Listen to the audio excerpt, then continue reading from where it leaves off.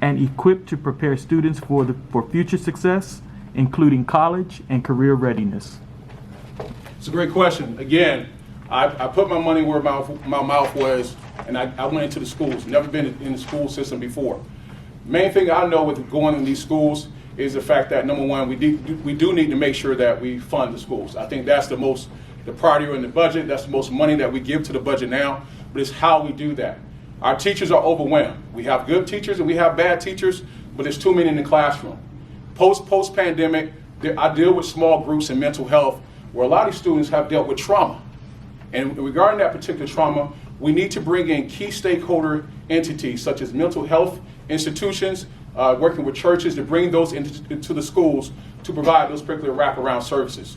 What I also deal with is career readiness. I deal with the middle schools, which middle schools are the most important because they're transitioning from elementary into the high school stages, getting them prepared, especially for the specialty schools.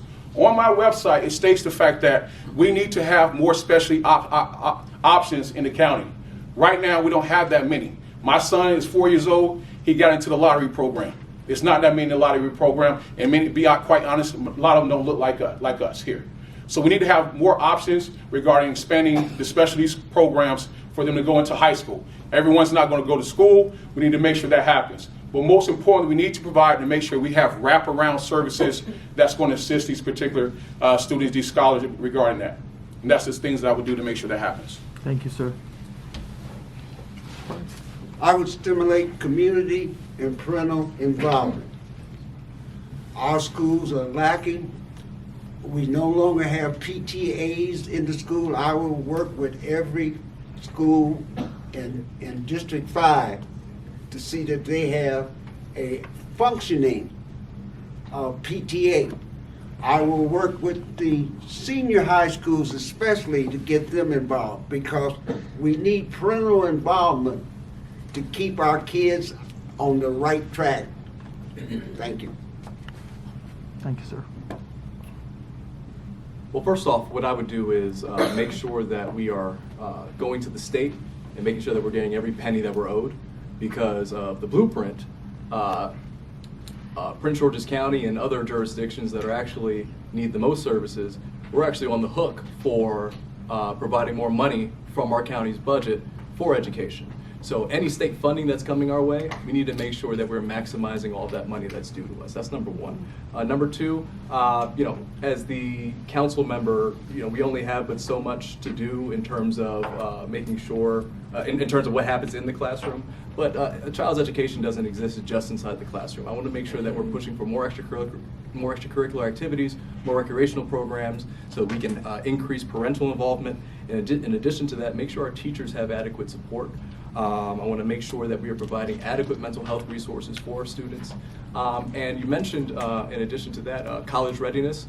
Absolutely, we need to make sure that our kids are prepared for college. But every kid's not going to necessarily go to college. So I want to make sure that they have other avenues ahead of them, be it in the trades or other certifications, so that way we can expand opportunities for all On of the our website, I talk about leveraging assets such as parking, planning, and library to make sure that learning happens outside of the classroom. We need to use those assets. Parking planning definitely has an abundance of assets. In addition, we do need to go to the state. We need to ask for additional money through adequate public facilities, which is a fee that developers are charged for each permit they pull. We need to increase that amount so we can afford additional rooms, classrooms for learning. In addition, I would like to see a plan of success for each student. We plan for everything. We should have our children have a plan as to what they're trying to do, what classes, what are they looking to do when they graduate. And that plan needs to be executed. And if the school system does not execute it, there should be some type of penalty. But we need to have a plan, and our children need to follow the plan. Thank you. Thank you. For the past 10 years of my life, I've worked on the blueprint for Maryland's future in securing funds. I've lobbied our delegates and our senators to make sure that $500 million, that was billion with a B, came to Prince George's County.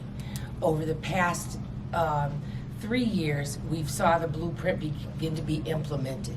And there are pillars to the blueprint that if you go to the Maryland State Department of Education, you'll see they talk about curriculum, they talk about staff being trained, they talk about wraparound services, they talk about career training, they talk about mental health services, all things that were mentioned.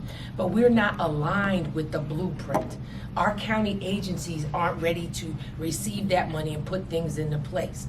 We've got to change the narrative about our school system and talk about the fact that we graduate more minority students to go to college than any jurisdiction in the state. And in order to change that narrative, we got to make sure that we protect our schools. We don't protect them. We let developers build houses and build houses. Residential growth is out of control. We need commercial growth to make sure that we're going to do better by the community. We're going to have adequate public facilities for our schools, our police, and our fire. Right now, we don't have that. We got a sinkhole called Andover Mall sitting over there when they promised us, when they built that daggone stadium, that they were going to put all of this economic development. I'm still waiting for it. I live on Bright Seat Road. I'm committed to be here. I bought a house on Bright Seat Road. I love our... All right. I was just recently on the Board of Education, and it was my job to oversee our $2.6 billion school systems budget. And more specifically, when we talk about aging schools, over 50% of our schools here in Prince George's County are 50 years old or older. We actually have some schools that in our cycle 3 that are going to be, they cannot be entered in by an adult or a student in 5 years.